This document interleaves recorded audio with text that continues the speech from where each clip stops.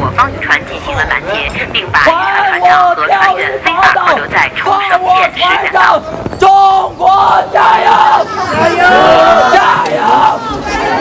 总拍一下，如果他喊口号的时候呢，怎么也就是加油好，加油加油一下啊！你上那边，你可以背一下吗？来了，好，咱们一起喊一个口号吧。好，还我钓鱼岛，放我船长，中国加油！祖国越来越强大，但是我不说那个些套话，我看到了。我90年生的，我19年，今年是09年，我19年我看到了些什么？我看到，就比很多地方我看到了祖国的强大。我家以前看电视，一棵白杨树上面挂了个大天线，但是现在我看电视，我就拿个遥控器，坐在家里躺在沙发上很惬意。知道我90年生在亚运会，但是我18岁的时候我看到了奥运会，奥运会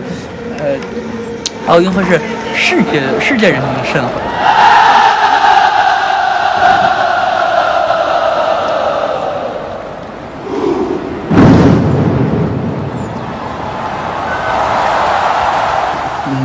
这个可口可乐不能拿出来，让人们看见这么爱国的东西。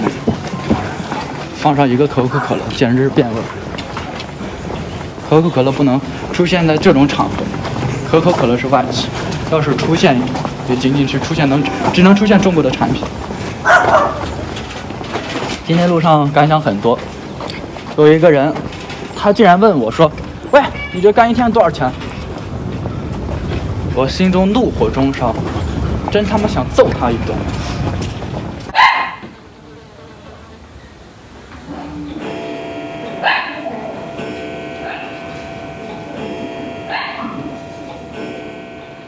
毛主席我特别崇拜他，开国主席嘛。而且呢，我是1990年12月26日生，和毛主席一天，似乎是就是冥冥中的一种力量。我特别喜欢听的毛泽东时代的歌曲，比如像这个《南泥湾》了，《我的祖国》，久久艳阳天，感到特别听了以后感到特别舒心的感觉。久久那个艳阳天来哟，18岁的哥哥呀，坐在那河边。东风呀，吹的那个红车儿转呀，颤抖花儿香呀。我是喜欢走一步看两步的人，所以我这一步还没走完，就喜欢看以后的。但是我的大方向我还是挺明确的。我当前的这几年肯定是要考一个大学，如果有机会的话，我一定要当兵的。我喜欢摄影，我想去部队里搞一下宣传了，或者拍一拍照片，挺好的这种感觉。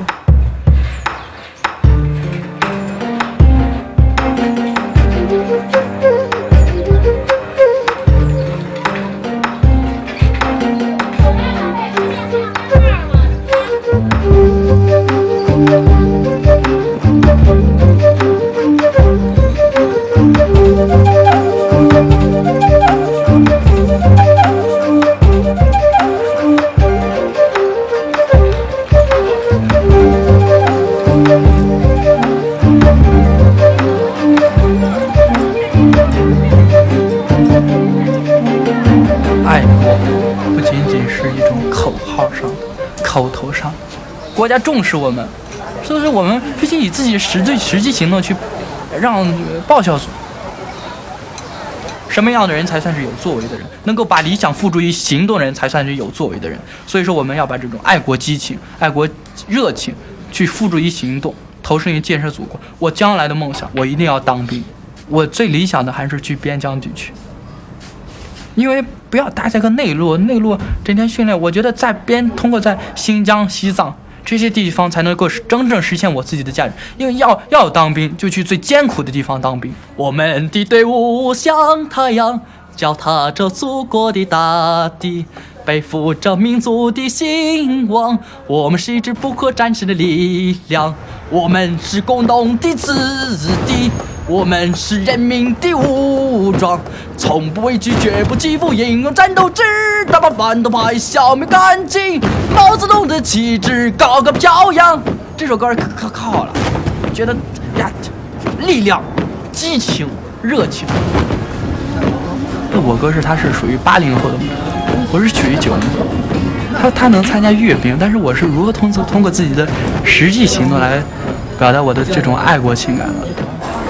你看着啊！我都给你鼓掌了，那红旗了。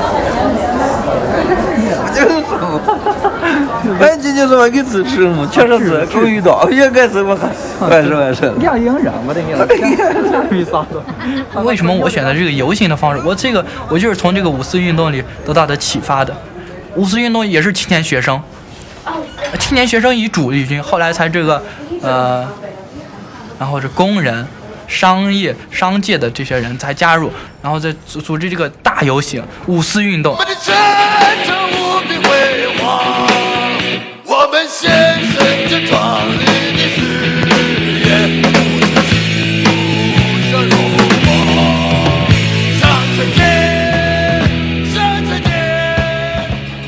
伏尔泰，天赋人权，法律面前人人平等，反对君主，孟德斯鸠三权分立，卢梭，社会契约论，人民主权。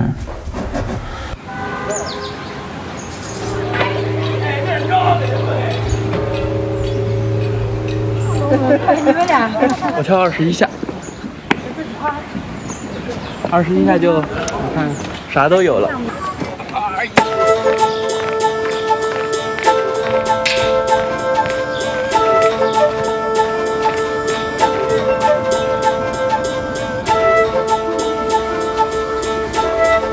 我觉得我以后的生活一定要让自己的生活有意义，拒绝平庸。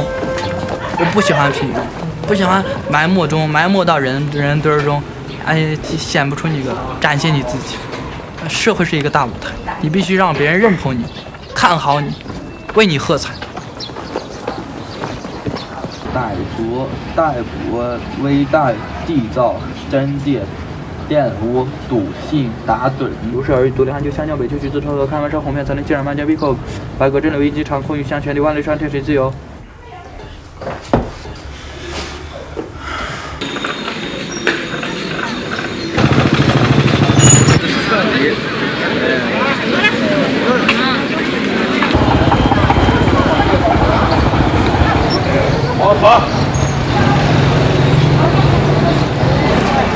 考试开始，考试开始。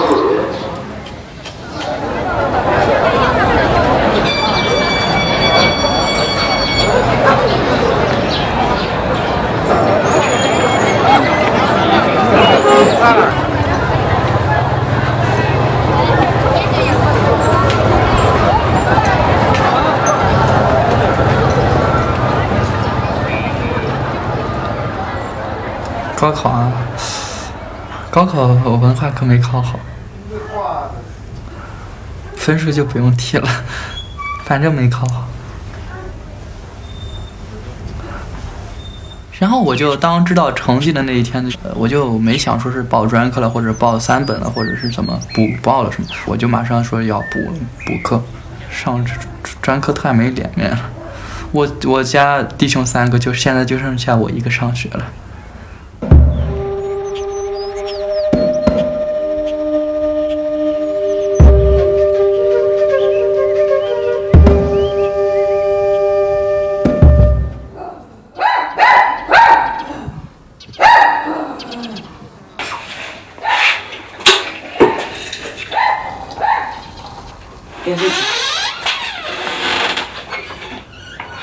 上小学到那初中、高中，基本上可能操不到他的心。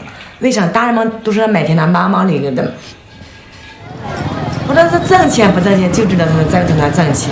高的时候，可能看见他就慢慢的有了那个变化了。大人们给他的零花钱，他自己呢偷偷的呢攒起来，在那网上，买1-2件，肯定他自己那洗的衣服了。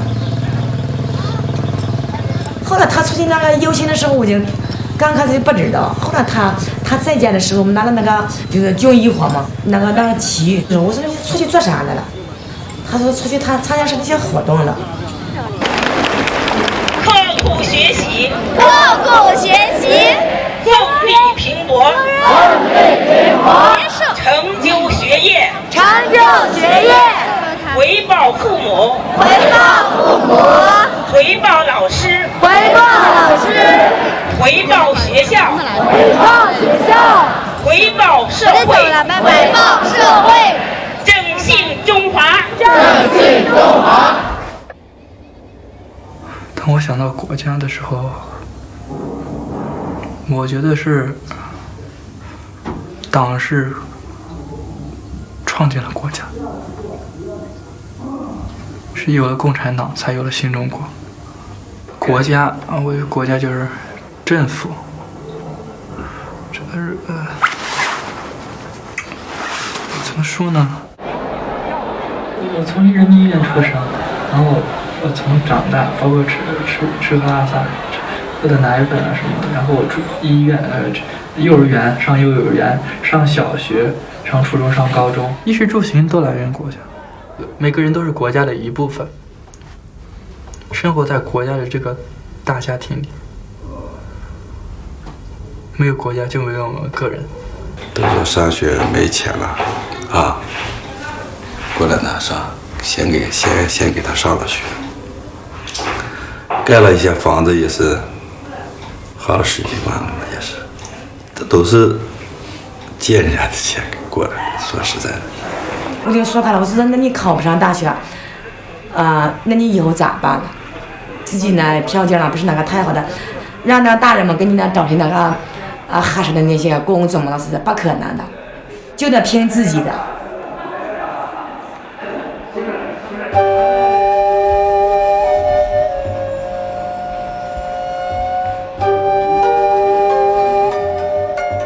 从自己个人啊，还是父母啊、家庭、老师啊，都觉得压力很大的。很多人都对我寄予了很高的期望，因为看着自己一个班的同学嘛，一个一个的走了大学嘛，就剩下我了。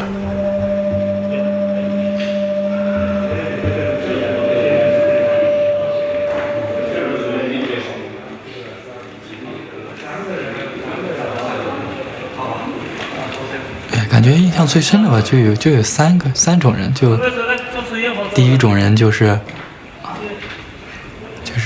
我一开门，然后他已经赶在我之前说了您好了，您好，然后我也就回一句您好，这是第一种人。遇到的第二种人就是我一开门，然后我说一句您好，他也说一句您好，也很有礼貌的。第三种人就是一开门说一句您好，他对你不理睬你的，就这种感觉，不理你。这种人吧，还是以大陆的或者是本地的游客居多。您好，咱们的网现在在这个抽屉里，然后您有什么需要按铃呼叫总台。好，谢谢。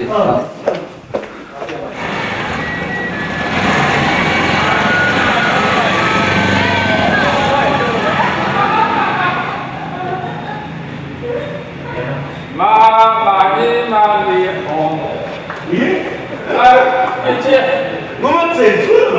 小弟，真亲的啊！真亲。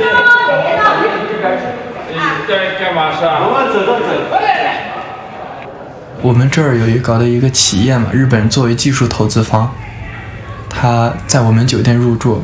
那日本人长得就是一看就是挺斯文的，但是而且是穿着也特别朴素，挺随和的，就是不像是那种特别摆阔。就很简单一个问题，日本人来了大批，日本人游客来的少，但是他们因为公务来嘛，他们拿着一大堆行李，但是我们过去帮他们的时候，不要，他们就不让，连碰都不让碰，他们自己来。日本人的那种独立的意识特别强。其实每个就像爱国吧，如果我个人理解，它是一个人的品质。但是我现在又有一种新的认识，我觉得这是一个人的追求。这个很自然的，我今年考上了。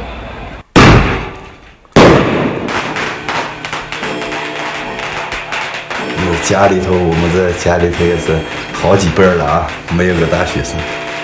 那现在竞争这么大，那能有多少的小孩考学？就真的就没有想。从他去年补学的时候，我就是他愿意学就多学点，有好处啊，花钱就花钱了，他家里头紧张一点，尽量给他。说实在，就是家里头就是供他上学。我小儿子要不是大姑也是出去在饭店给他做饭，剩下的钱全是给。形成小哈，碰碰我的啊！就是这以后这么情况，这就是等于给了很大的过着，这以后也别4年，以后积少离多了。第一环大学生哈，好小孩，早日成才啊！早成功了啊！我人也不能闹着。对好，在外边要追寻安全，人身安全和这是个交往的安全啊，都要注意啊！故作镇定，我的意识清楚，但是有些不听使唤。上大学一定不能堕落，要把自己的成绩要干出一番事业来，很不容易，考大学是很不容易。这边请。人们还得有人买酒。买酒？他买酒？不搞，买酒不搞，还得狂制性。原来好看就是的。这一天是上次有机会了吧？现在再多一块。好，我最起码回来好喝。最起码这已经有些可以忙了了。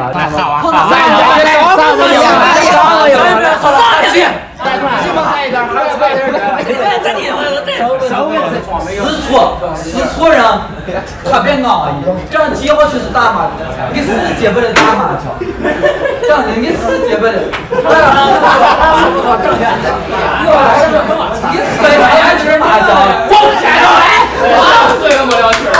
我的以前的认识中，上大学就意味着得到了一切，上大学你就得到了那些所谓的荣誉，你可以不受人欺负，但是我现在我觉得上大学仅仅是推开一扇与世界接口的门，你是与世界接轨的人们，这扇门将决定着你的后半的。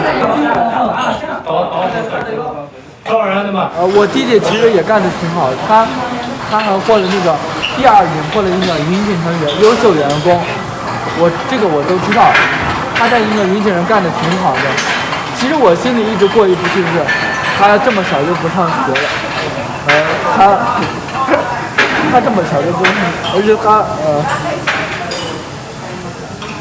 我实在对不起他，我不是一个很善于表露感情的人，但对于我实在是心存愧疚。其实我不想。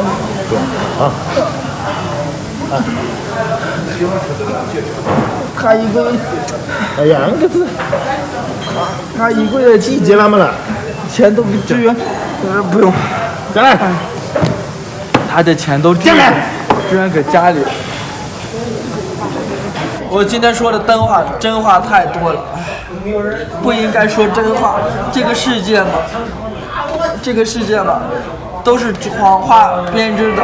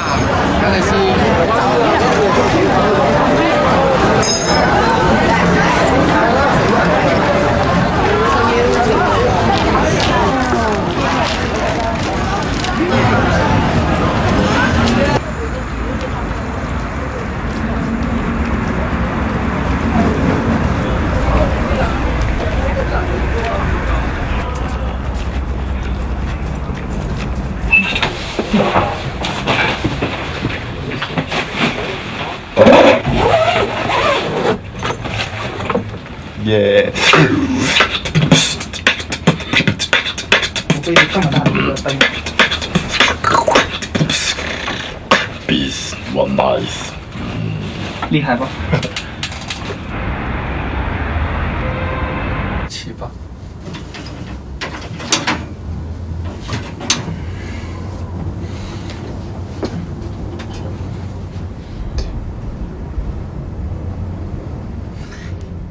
那我们同学想一下，如果朝鲜那个战场上北朝鲜失败了，我们同学想一想，那么整个朝鲜半岛它就是美国的势力范围，那么对我们的那个首都北京等等方面的话呢，就产生一个重大的威胁啊，产生重大威胁。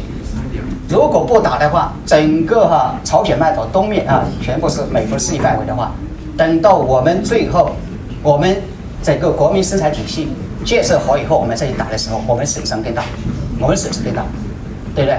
比如说我们的整个基础设施搞好了，城市发达了，建筑已经很漂亮了，那么最后再打的话，我们损伤更大。所以毛主席想一想不对，所以最后决定的就是要打，就是要打，这是对的，这是对的。所以美国现在实际上非常的害怕我们现在要走向原来那种道路。用毛泽东思想来武装军队，用毛泽东思想来武装那个什么，来武装我们的人民。你刚给我打电话的？形势所迫，因为一上大学嘛，很多东西都离不开电脑，包括一些记录一些东西，还有一些给老师发作业，还有一些做班里的一些事情。照相机，因为我反正迟早要买2样东西，反正2样加起来花了1万左右。这个钱是，实际上是，我看，这钱是。我好像是我妈我爸因为各方面的事情正好带了2万块钱。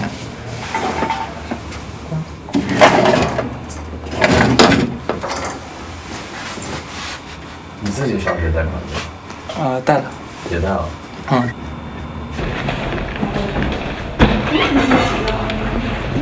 打扫。为什么要写像素呢？是那什么事？我以为只能在黑板上。我们就是把就是乱的地方归着它，就是在这儿呢，你把这些奖状今年的奖状然后全部拍下来，今年的，对，然后拍了之后先后天我值班的时候我们画了海报，有自己的宣传，有我们自己的 style。我的舌头已经打结，开始说不任何话。看见你的节奏，我就变成那个大哑巴。一个 beat。说唱证明我们一直在这造反，给我一个 beat， 证明我自己的唱牌。看着人们都说一般音乐是来自美国，但是让他们知道大洋彼岸的东方也有我们自己的声音，让你看到东方的成都。ZDC 有我们自己的态度，给你一个说唱，没有人说他不酷，因为我们都反正有自己的态度，他们都服输。不管 Biggie 还是 Tupac， 看到我们的节奏，他们一定都会觉得我们东方人的说唱一定这么酷。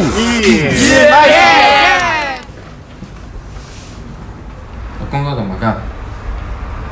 活动怎么开展？事情该怎么做？跟他说。每次开部长会啊，或者什么会啊什么的，学院的领导参加，每次都说。他们都说上大学有2件事是一定要做的，一个就是进学生会，另一个就是谈一场恋爱。我有一个教官，他说你一定要把党入了，他是在部队，你必须得把党入。为什么我妈要让我入？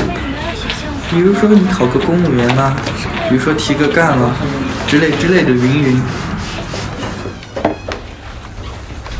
在大学里入党是无可厚非，因为当时大家只有先进的人、有代表性人才可以入党，但是在地方基层就有点不太一样。好多人入党都是为了谋求某种政治权益而入党。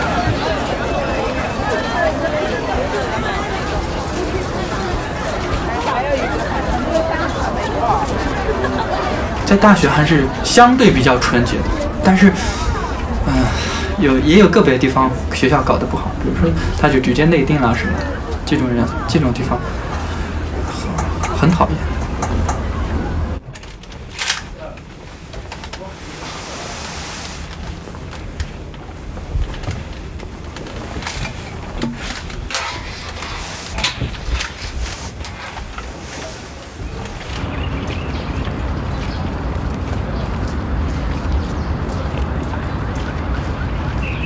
蒋佩岑，你快点出来，先帮个忙！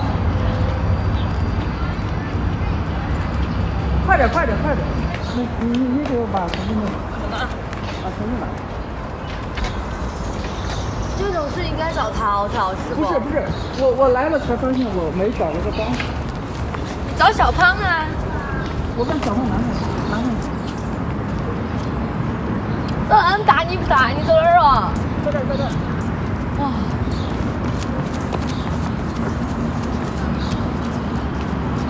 那你抱住我这个吗？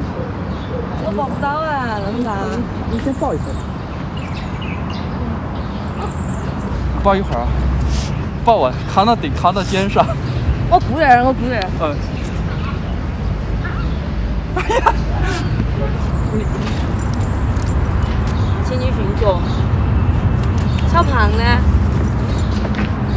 你为啥子把小胖出来呢？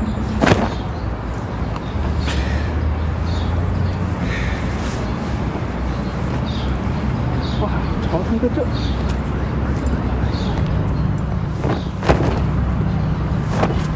还有啥事儿？走吧，那就把他们照顾。好，我去叫他们。搞了半天就叫我来帮忙是不？我一下过来忙。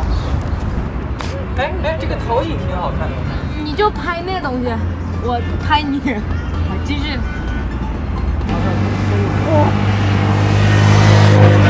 老拉风了，好拉风啊！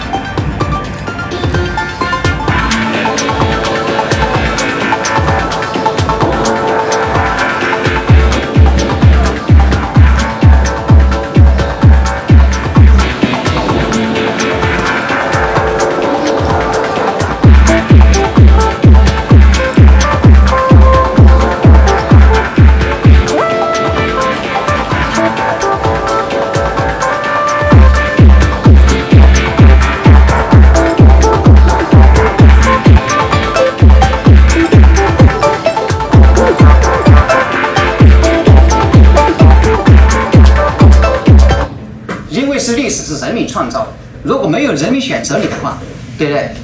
那可能你说你选择一个人民不喜欢的一个主义、一个制度的话，那么人民呢可以起来把你推翻掉，是不是？因为这个东西是符合我们的传统文化的，符合我们传统文化的，就是这么一个简单的一个道理，那么为什么我们没有选择资本主义？对不对？很显然，资本主义不是说它资本主义它不符合我们的传统文化所追求的一个什么一个价值。尽管产生四小龙，我们同学要搞清楚，20世纪是美国的世纪。那么21世纪以后又是什么样的世纪呢？那么也有的学者说是中国的世纪。那是谁使中华民族结束了悲惨的历史不可回首的历史？是谁带领了人民再造中国太平盛世现实？那就是中国共产党。我们看一下，作为第三者或者说旁观者来看一看李敖怎么说呢？就是说，可以毫不夸张地说，如果要阻止中国在21世纪呢成为首强，最好的方法就是实行欧美式民主制度。它总的意思呢，也就是说，所有发展，不管是1战之前，还有就是说2战之后，包括20世纪中后期，那四小龙的发展都是什么？集权。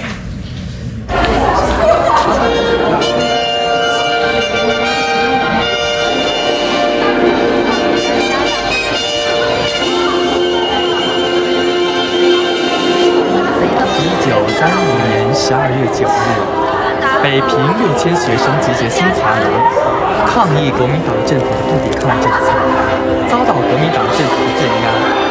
运动中100多人受伤，30多人被捕。1、2 6.29学生运动在中国历史上留下了浓墨重彩的一笔。烽烟四起，恶殍满地，寒风凛冽，哀鸿遍野。华夏大地曾在屈辱中哭泣，而历史没有徘徊。那一天，黄河咆哮依然，喝着我们的高呼，喊出不朽的誓言。站起来吧！你说，我的人民。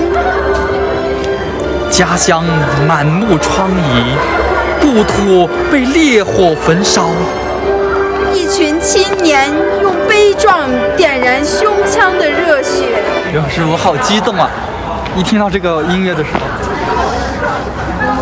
不知道你听到这个音乐，还有看见大家伙练的那种气势，好激动啊！不知道你是否有这种激动之感？来，大家把手放下，我觉得非常激动。3、2、1，加油！我的耳朵。没有什么最大的改变，最大改变就是弹了一根。怎么说？他身上有一种特别好的品质，就是学习特别用功。然后这次应该是我们班第1名。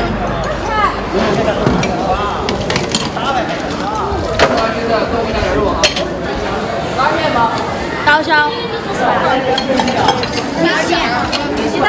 霍川那儿有一平处，张敏那儿有一平处，是不？我觉得你们山西的人特喜欢吃醋，我想下山西的。但是身上又有我一些我不喜欢的那些东西，抽烟、喝酒、打麻将，他妈全四川人都是这样。我爸就一直搓，从小搓到大，后来就导致家道败落。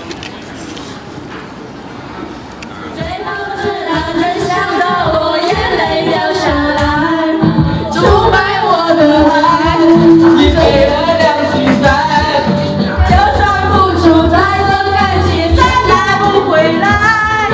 当初是你要分开，分开又分开，现在又要用真爱把我后悔来。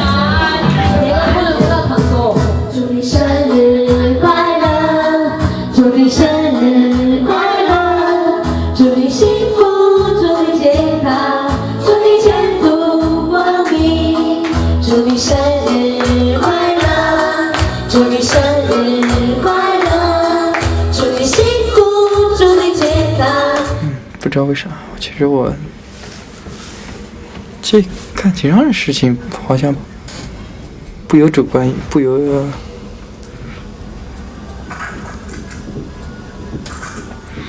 我也说不出来这个事情。我只是觉得大学真的挺好。哎呀，估计我哪一天嘛，我当兵去嘛。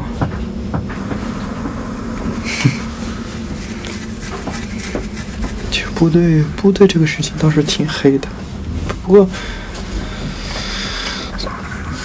好多都是我又不转，我又不想当士官，我也不想干嘛，我就是想当兵而已。他把那个非常那看他把这个猫猫的脸庞，原本他是一个白人，对吧？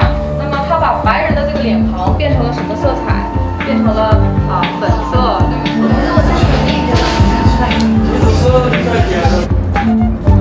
朋友们，你单词都认识，不告诉你我不知道。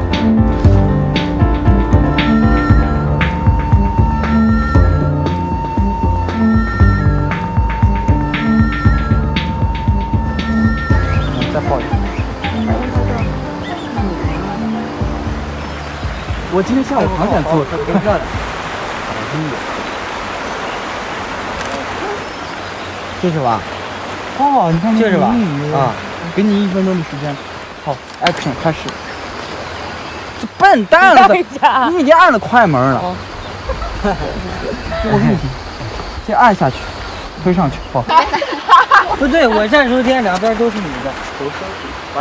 把脸收拾一下。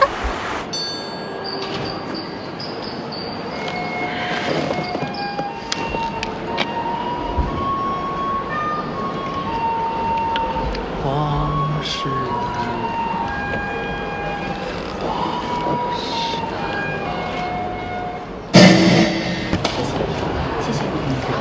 幕后有什么那个就证实。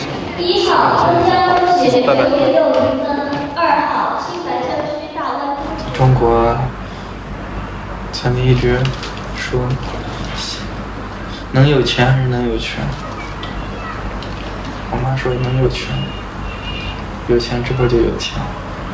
曾经是在没上大学之前，一直想在大学里，就像大学，比如说很简单一个例子，就是学生会觉得是一个很锻炼人的地方，但是我现在也一直觉得是一个锻炼人的地方，但是我觉得有一些事情，琐碎的事情挺烦的，就重新颠覆了我曾经的这种看法，我准备想退宣传部。我现在想想那时候的事情，觉得有点遥远。所以对，这就是我为什么发现我变了，因为那个我那时候的我和现在的我就有点不一样。上山照了相了。哦，你这张太酷了，我认为你应该当头像媳妇。特别喜欢那个梁启超的《少年中国说》。少年智则国智，少年强则国强，少年独立则国独立，少年雄于欧洲则国雄于欧洲，少年胜于地球则国胜于地球。红日初升，其道大光，何处伏流，一泻汪洋。乾隆腾渊，灵爪飞扬，如虎啸谷，百兽震惶，阴谋适宜，风城西江。这个段子。这就是祖国万岁！祖国万岁！祖国万岁！祖国万岁！彝族是一个火的民族。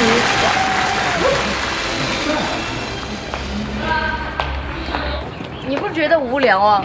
他原来是积极分子，我都觉得无聊，我就去过2次，我都觉得无聊。那他不去是不是因为你不让他去？不是，那是因为他不想去，他自己不想去。真的吗？真的，没骗你。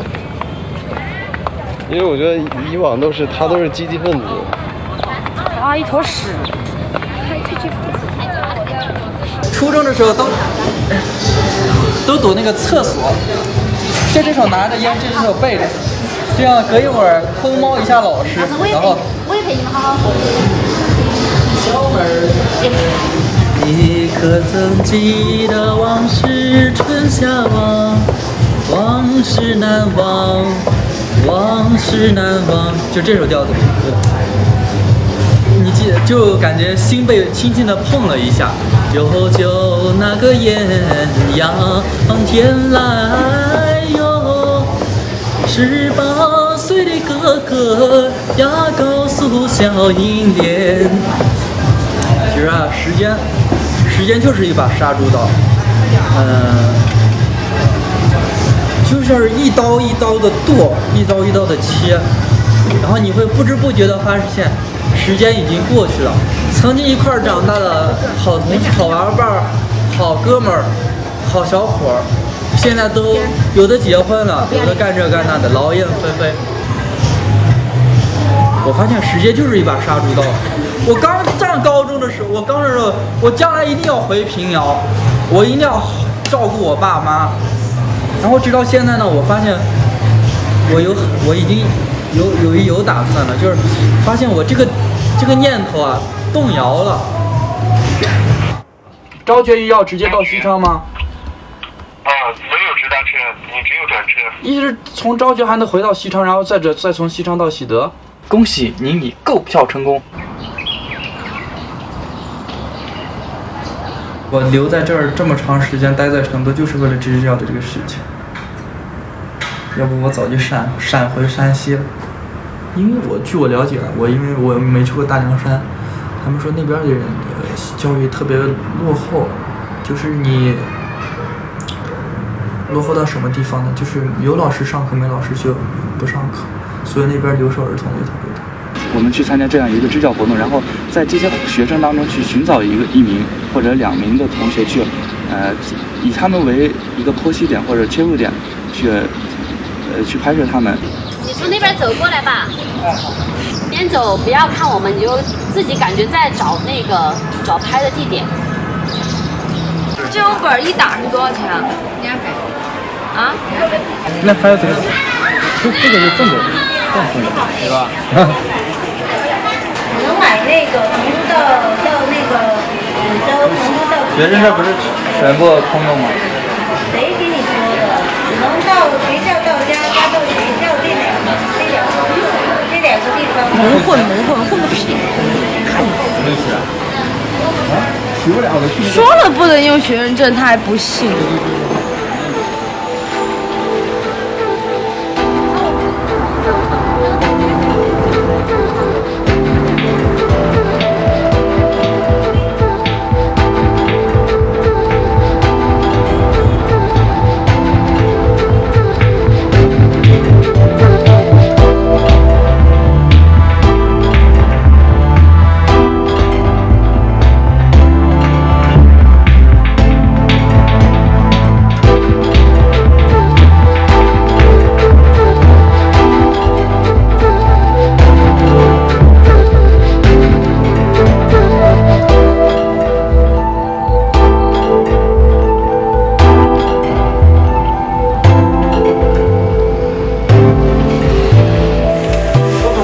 小东西，算了，我算2个。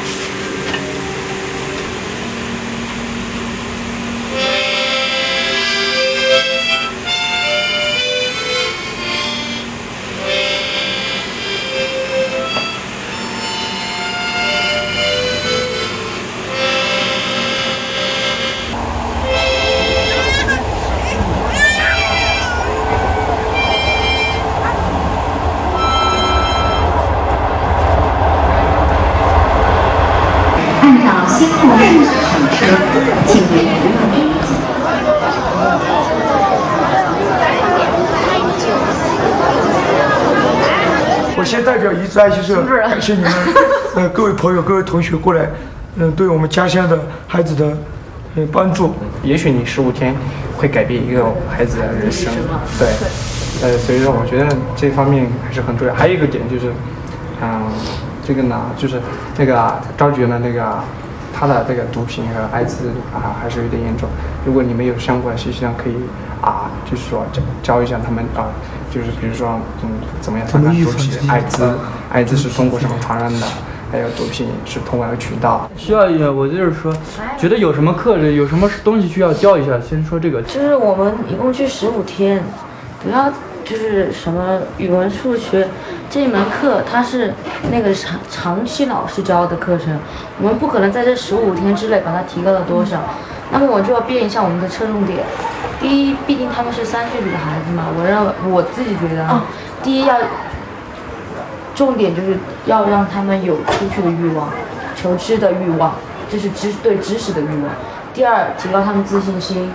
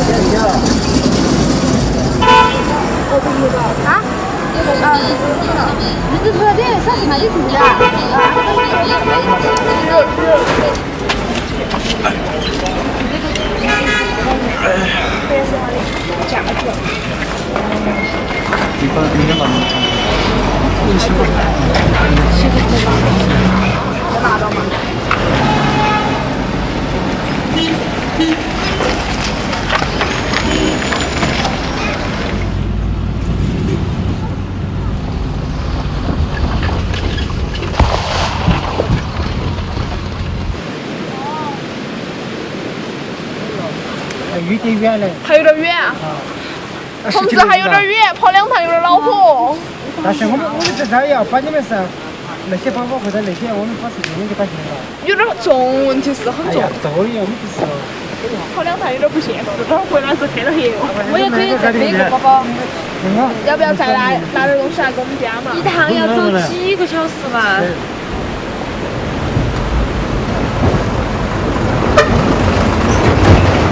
啊，这个桥好走吗？这摇他妈都摇不动了。不要摇，我操！摇不动了。我不敢摇，哈哈。你这得跑，你知道不？不要怕嘛，哎呀！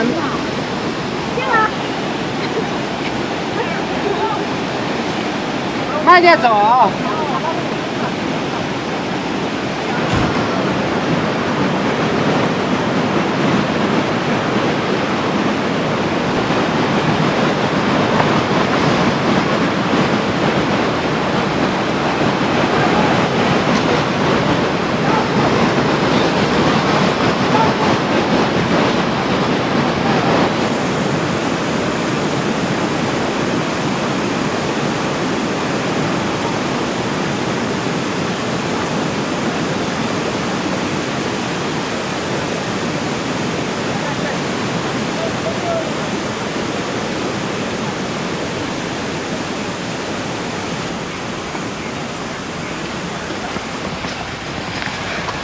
好，谢谢徐大姐。我也。用游民自己带着跟牛，跑那么快。不要呀！我自己来吧。不要，不得行，好快，我自己来。不用，我是跳的，你不用。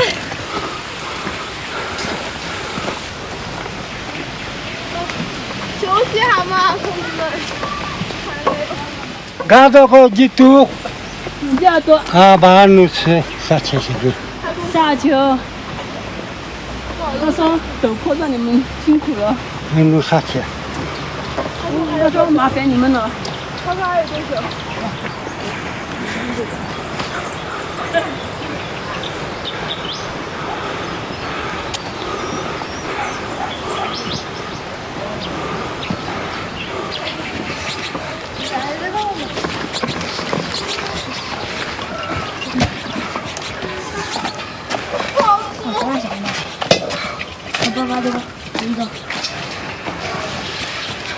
我们睡哪儿？就在这儿吗？睡这儿吗？那个茅草，那个小黑屋里。厕所在哪儿？我们住在哪儿？自己答应的。厕所在哪儿？好，电话开始了。啊，对，老师，就是我们这么多人住哪儿呢？怎么都是要住说别了啊，这儿落车的话自己都得了嘛。我们那么多人在上面会是我们提前都是这样子的，所以。大哥，你去了吗？啊，不，我们来铺床，再铺床，不睡。再一遍，不睡。有人来问我，这是什么地方？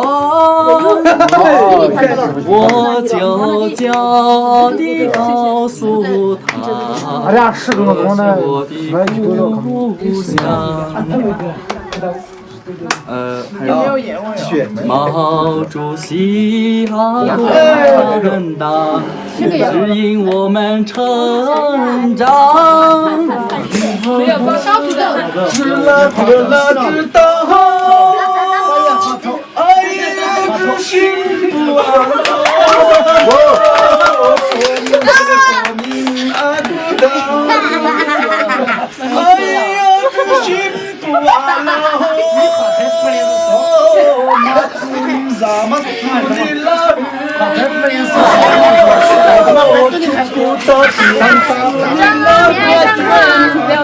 真好啊，这个酒真入味儿，已经完了，自己酿的。这个叫什么呢？荞麦粑粑嘛，真好吃。荞麦粑粑会吃吗？我们人生中啊，能够来咱们库一乡一子村，在这一片土地上，能够去教学，能够和大家一块儿去，尝一下大家一处的饭，还能和大家这么的高兴的交流，喝上咱们的包谷酒，是人生中最美好的一件事情。这是多少钱都买不来的，这是一份情谊，不仅仅是一顿饭，是一份更重要的是一份情。这个没问题的，我们一直的是没问题的。不是，我都知道，太喜欢大家了。多少你来喽？你是要开门吗？那我已经去配了。我去不来的噻。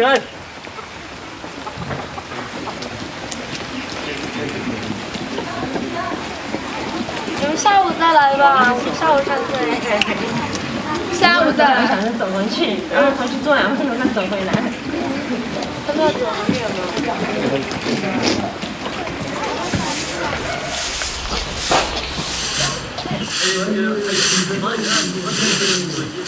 需要我们帮什么忙吗？你好。今天我们不需要啥子帮忙啊。我们就是一会儿把店你们需要啥子你们就提。哎，提点去啊。拿纸出来。拿200给你们。200。菜就买200的菜啊。多拿点，多买。对，会不会放坏了？你不可能卖15天的。买200的菜，菜还能卖200的？还有肉啊。走上面吧。我给你要上肉。别，他完了以后，弄个滑轮滚。是有可得，可得着啊。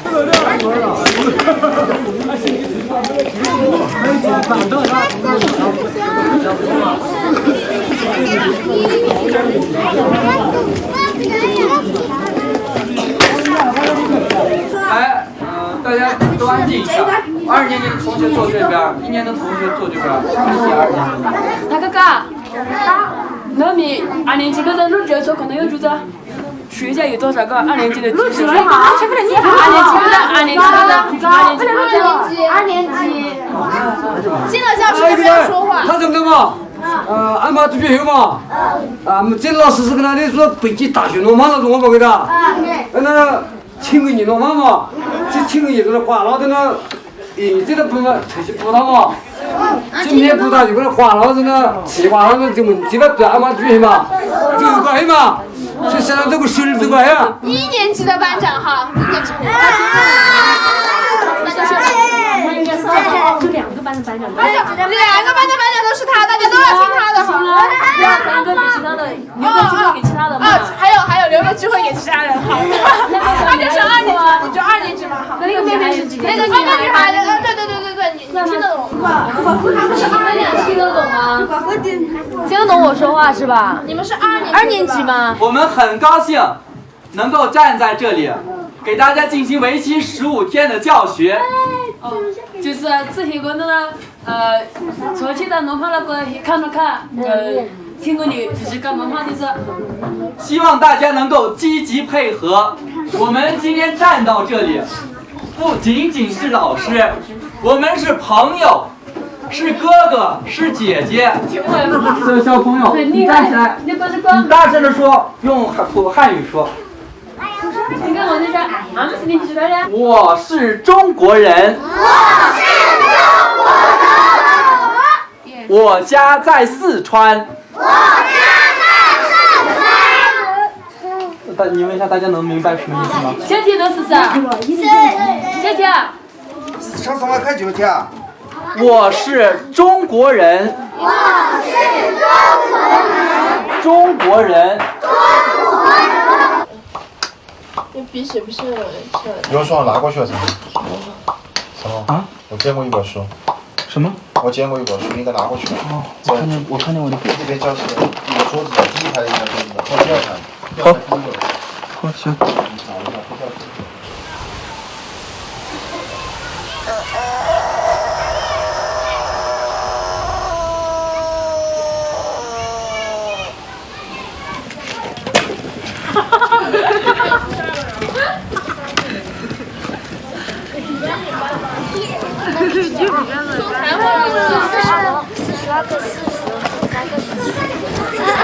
来，接着。一人一根木头都有那么多根。他们是每天都要带吗？每天就不用带了吧？我们一天都烧不完，这累成山了。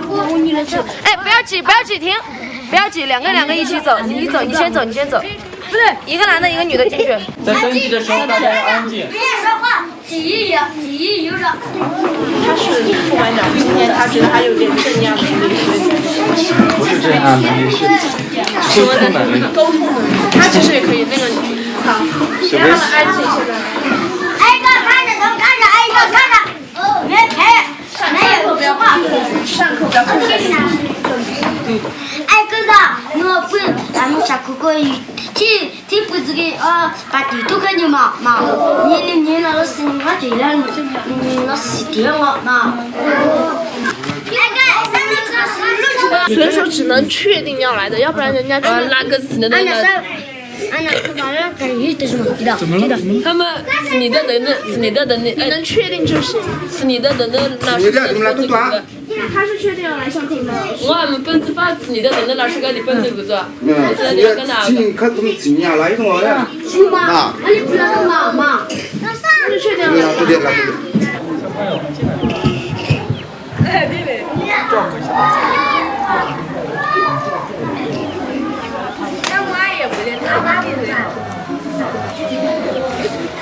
是吗？生病哇？那现在不是病了？这就不是医生，是吗？你要看。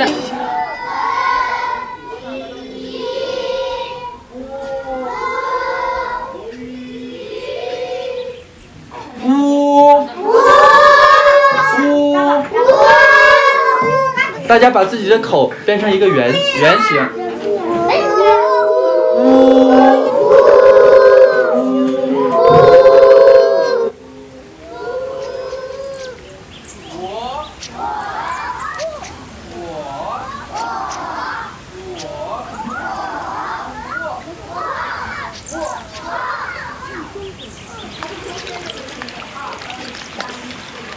你还没有好吗？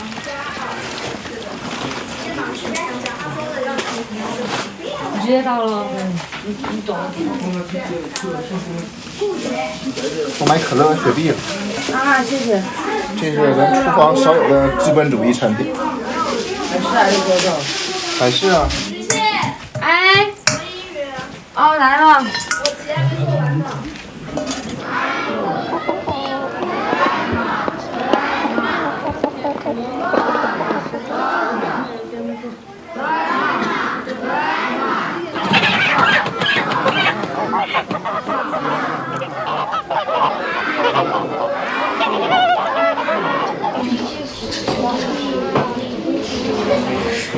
12乘以1等于啥？是同学1乘2等于几？你还说，大家来，他答对就鼓掌。来，你还说1乘2等于几？同学1乘2等于几？来，站起来说，1乘2等于几？说，大胆的说你是对的，我相信你。1乘以2等于几？说。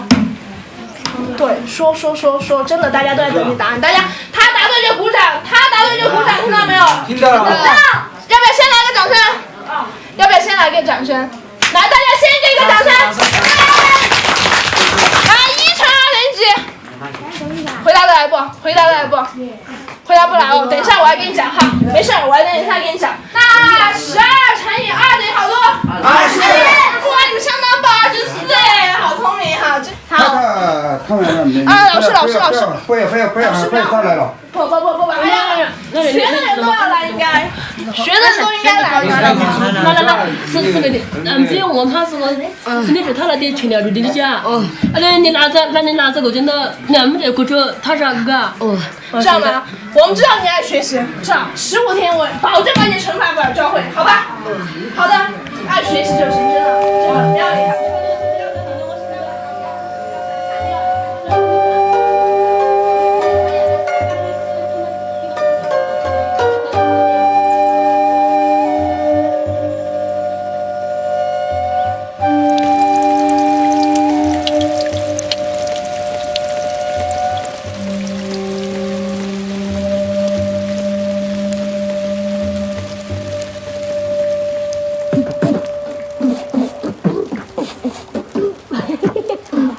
你们每发一个音的时候一定要特别准确，懂了吗？第二个音，第二个音，第二个音。是滋，不是滋滋，是啧啧。这个这个。啧啧。啧啧。把嗓音去掉。好，我教大家第三个音。好。第三个音是 KK 克，但是这个克呢不是吐出来的，是往里吸的，往里吸。哦，我知道。错了。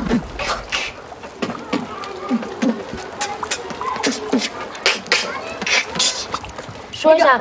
快点。继续啊。10个不知道。连起来。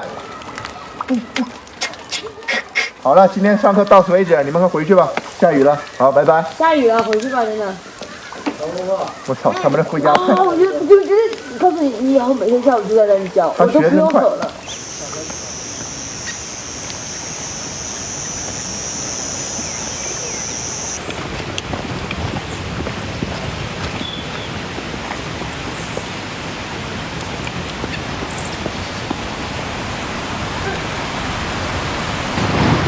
回家去了你，回家去了你干嘛去了？钓鱼。你下午没上课？啊。你下午没上课？你下午没上课？啊。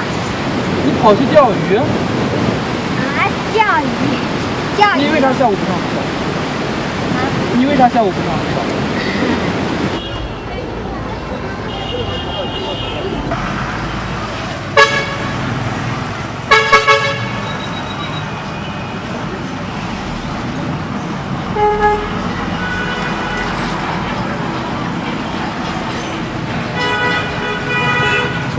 够了吧？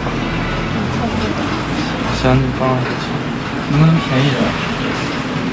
正价。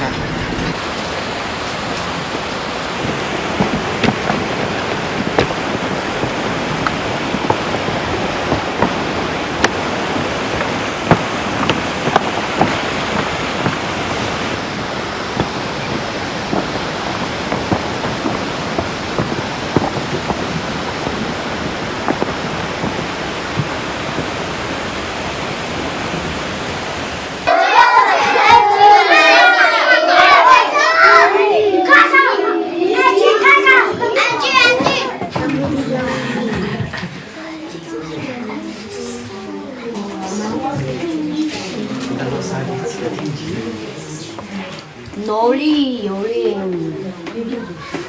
奴隶，大家看好，它叫奴隶。奴隶。大家跟我念，奴隶。奴隶。奴隶。奴隶。奴隶。奴隶。好，有谁知道奴隶是什么意思呢？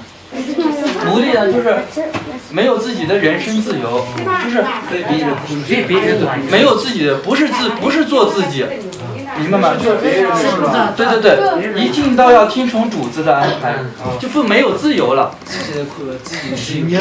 哎，对，这个就是奴隶。彝族、蒙古族、壮族、汉族、维吾尔族，还有什么族呢？白族，还有呢？阿查族，还有呢？苗族，对，好多民族连起来，对吧？大家一块儿起，大家一起就叫中华民族。中华民族。就是我们曾经一直被压迫，但是我们现在站起来了。我们旗子有自己有旗，我们有了，主要是想弄一根杆儿插到这。就是马这些看出来吗？那么高就行了吧？比那高也行。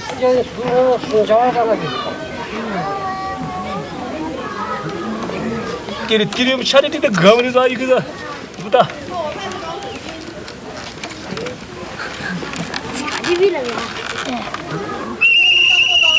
起来！起来！不愿做奴隶的人们，不愿做奴隶的人们，把我们的血肉，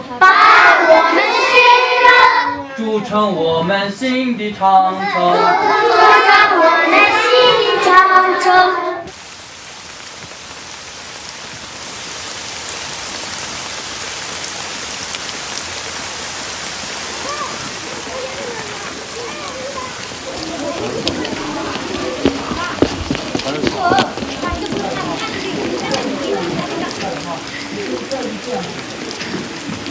你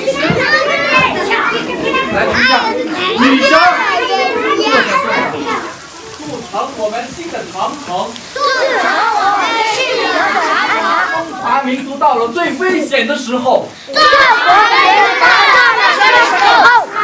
每个人能破着发出最后的吼声。每个人能发出最后的吼声。起来！起来！起来！起来！起来！起来！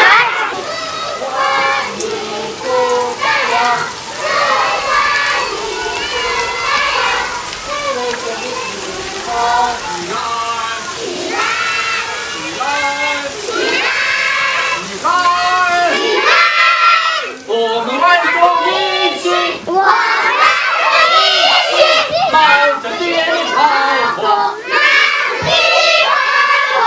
前进，前进，前进，前进，前进，前进。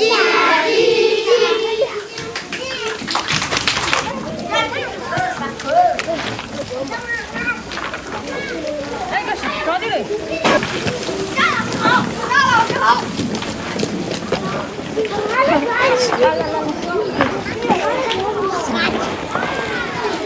我呢？来，小朋友站起来。谁让你乱动了？来，你站这。这是我们中国的国旗，耶！五星红旗。中国万岁！中国万岁！中国万岁！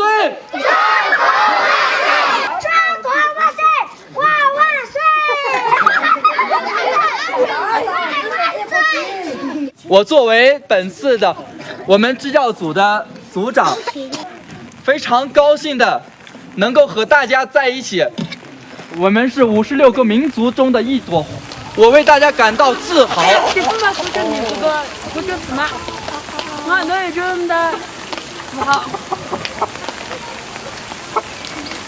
我希望教育能够改变人的命运。是5个。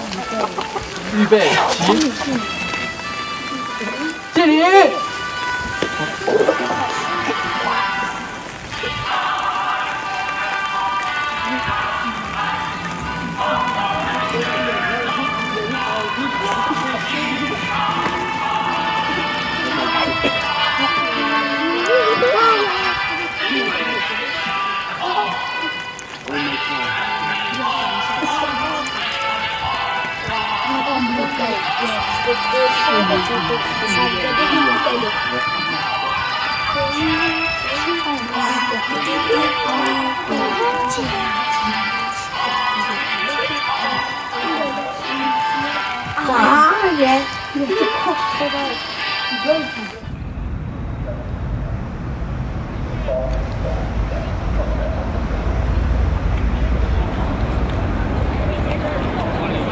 的游客比较多啊，看这些游客比较多，大家自觉的注意啊，不要不要参观好自己的孩子。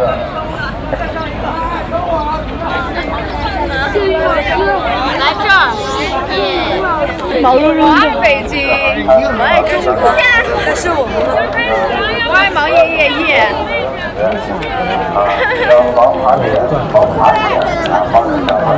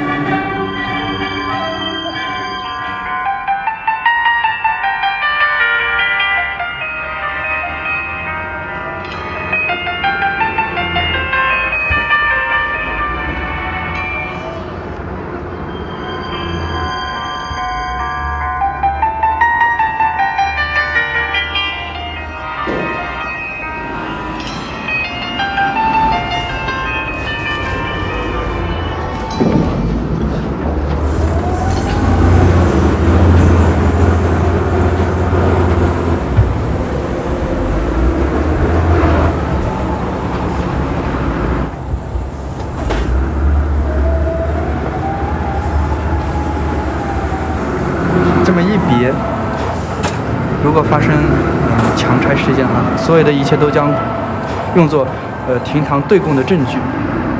好，可以看一下，价位在100来块钱，XTF 卡。这栋房子是地基是政府批的，还是就是你自己建？批的，就合法手续。那边现在是干嘛的那个没有？那个是自己建的。妈的，要不就以前就不要批，这个批的时候就有猫腻。你看村长之类的那些求货，他们一个人就占着好几个指标，就是把别人的房子就买下来，然后到时候就自己也能多占几个指标。你们家你爸你妈现在在盖这个意义有多大？意义啊，就撇开拆迁而论，就是我们有一个属于自己的房子，也意义很大，觉得至少有一种家的归属感，然后看着之后挺敞亮的，挺高兴。这是一个客厅。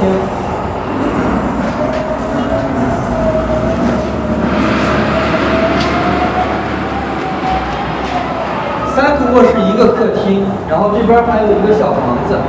如果正常的话，这个小房子是个卫生间的。修这个房子得2年的功夫，我家这整整修了2年多。拆这个房子40分钟就完了。我亲眼看着一幢房子，一群人在那麻木着看着他那家房子，我妈说你还看呢，还细细品味呢。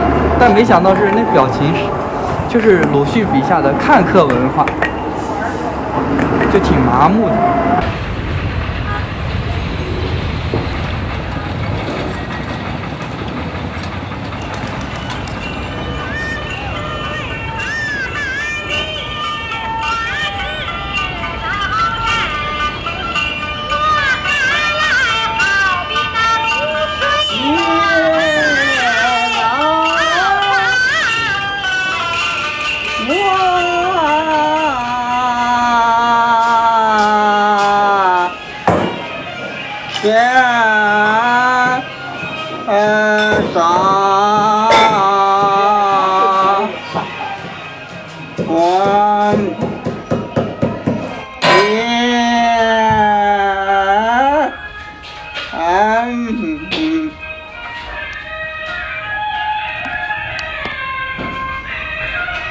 昨天奶奶说你90了都。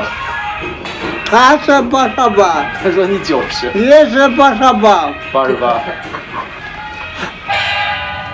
我爷爷是铁路职工，80年的时候光荣退休，是票友级别的京剧爱好者。你看他的剧照，看参加这个平遥京剧票友大赛特别奖。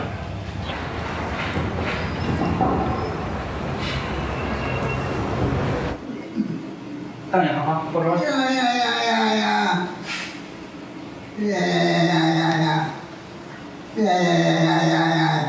那加油，好，活过来，活过来。好。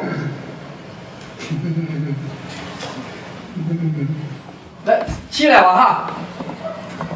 来，好，加油。来。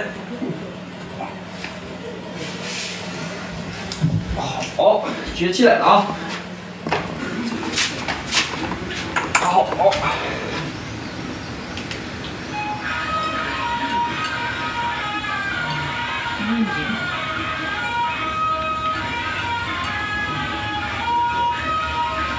来收，或者说你这个拆迁问题，他拆是肯定要拆，那没办法，那只能尽大可能的去获取一些利益，这是很现实的问题，只能如此。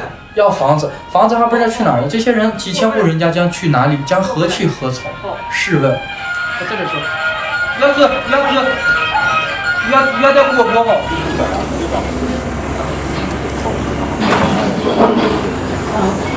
是那你这个房子设计了哈，设计这么确实解决出来，第二还就不可能，这是外就干。你要是中国偏哪，你就叫他解释，看看他干的是什么。忘不了的，那他们2个老师出来以后，我好像你以后来怎么才是？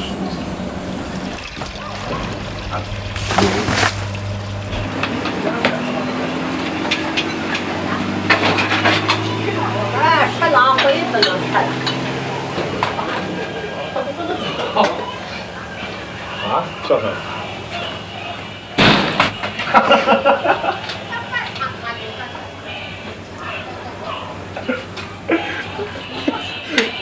真的，你看这个打爆了，状态的。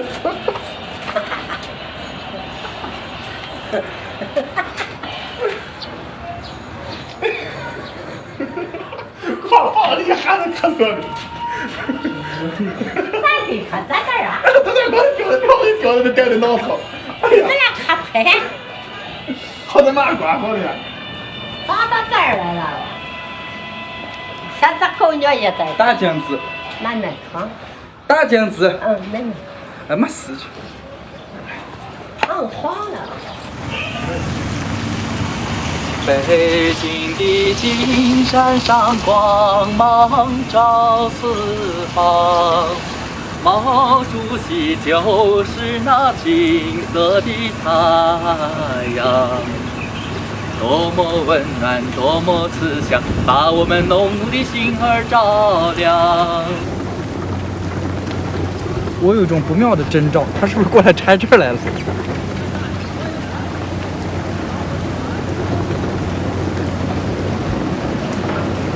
真的，嘿，好像是。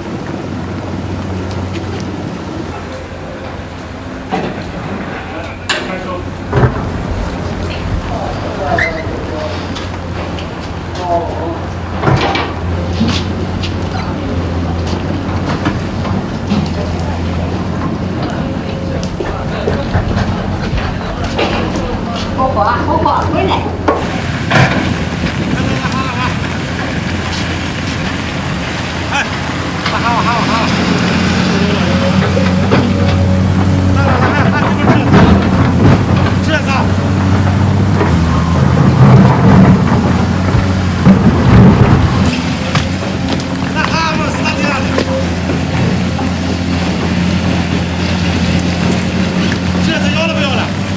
黑的了。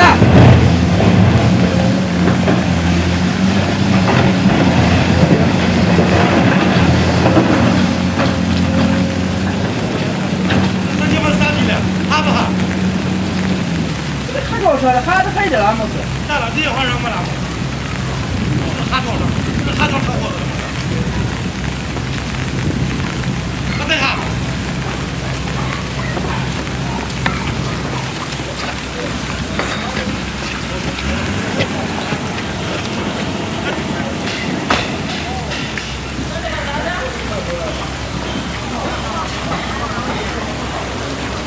有点好了，伙伙。哈！查你们！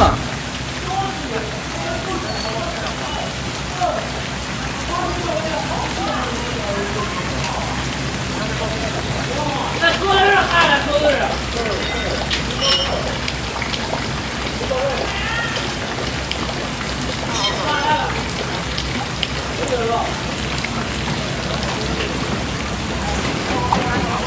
咋的耳呢？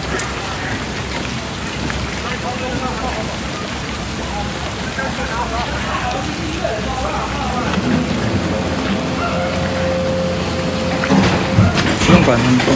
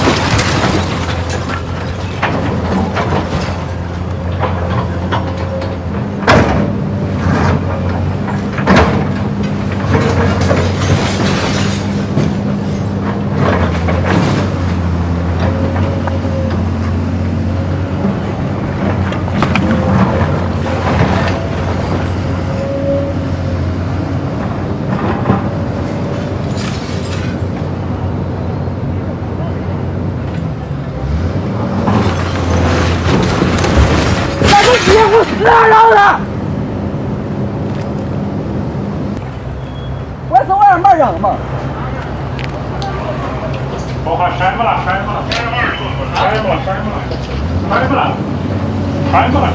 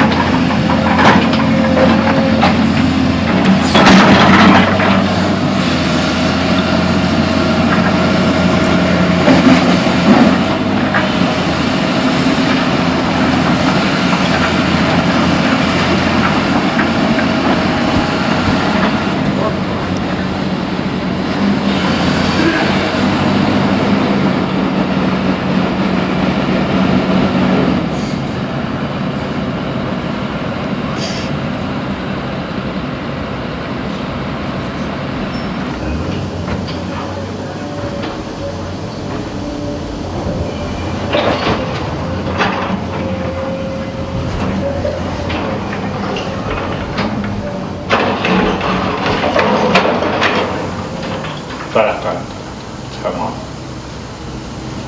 好。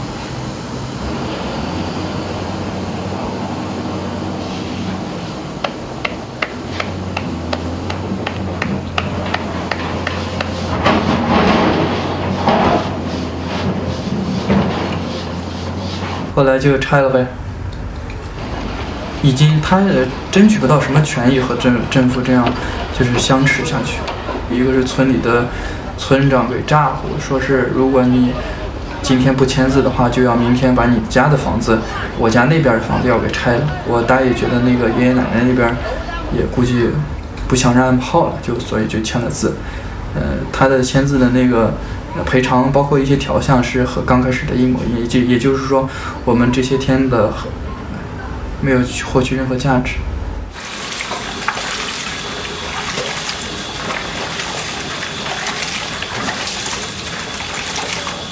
人总是在成长，他在每一个阶段他说的话，他能够反映他那个时代的他的那个时间段所反映的。因为我们现在当随着年龄的增长，他的思想他更加的复杂，包括以前的我们在高中的时候很少接触外面的世界，对一个国家的认识都是存在一个比较单纯的现象。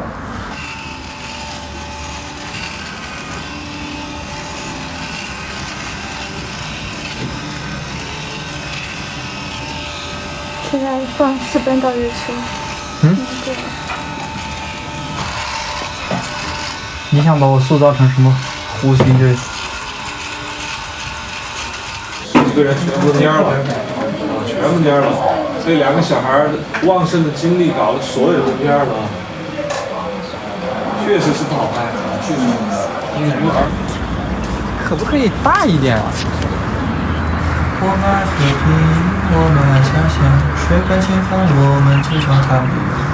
每一个特定的时代都有它一个特定的爱国的主旋律。真正的爱国，他们有一个什么特定的含义？真正的爱国，它很泛泛，不知道你是否能够感受到这种感觉。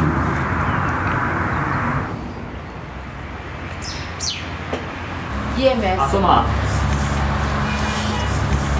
喂，村长您好，喂，能听到吗？勒尔舒格村长吗？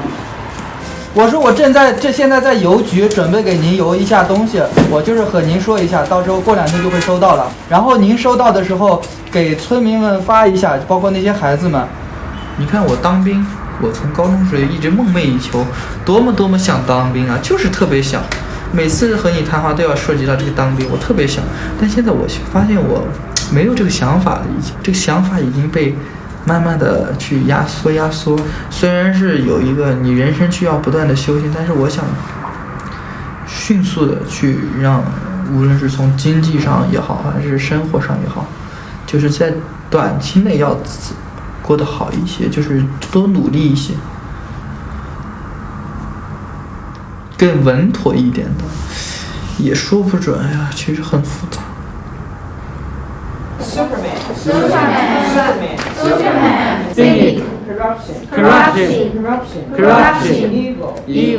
我们生活在一个思维一直停留在一个体系里，但我们做的事情却是停留在另一个体系里。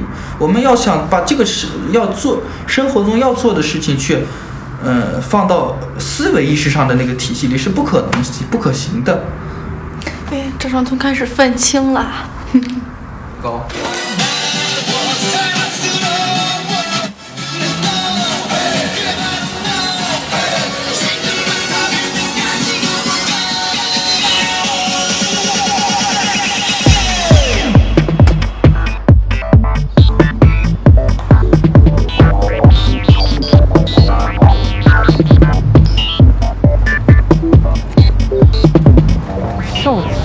吊球，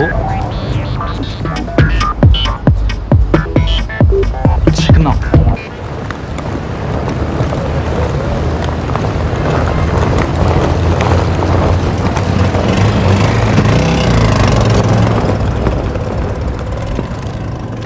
我吧，还是你得了，你要一个是觉得不想把但是这个太我是看见你摆的有点白的，咋可能地方的？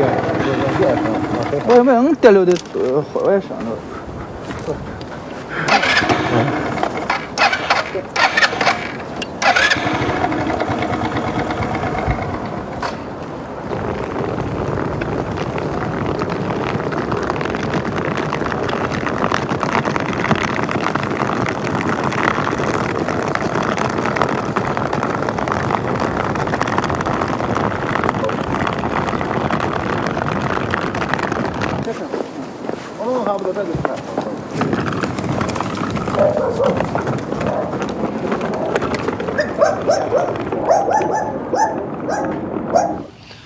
爸爸，微微回来看来了吗？靠，体检了，那你学说话的是说不出来。爸爸，你看见了？看见了。爸爸，看见微微了没啦？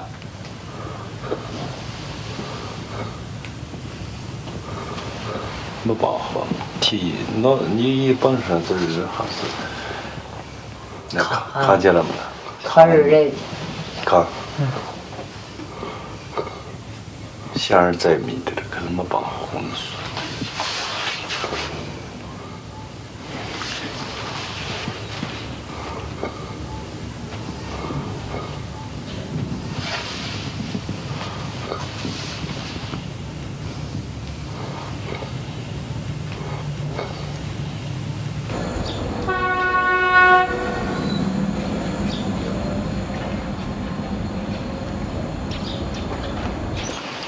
我想在最后的时间里多给爷爷留一些影像。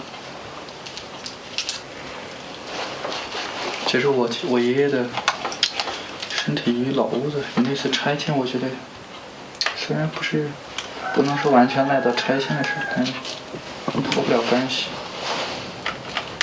人嘛，如果你一辈子生活在一个地方，适应了那个地方，忽然之间又换了一个地方。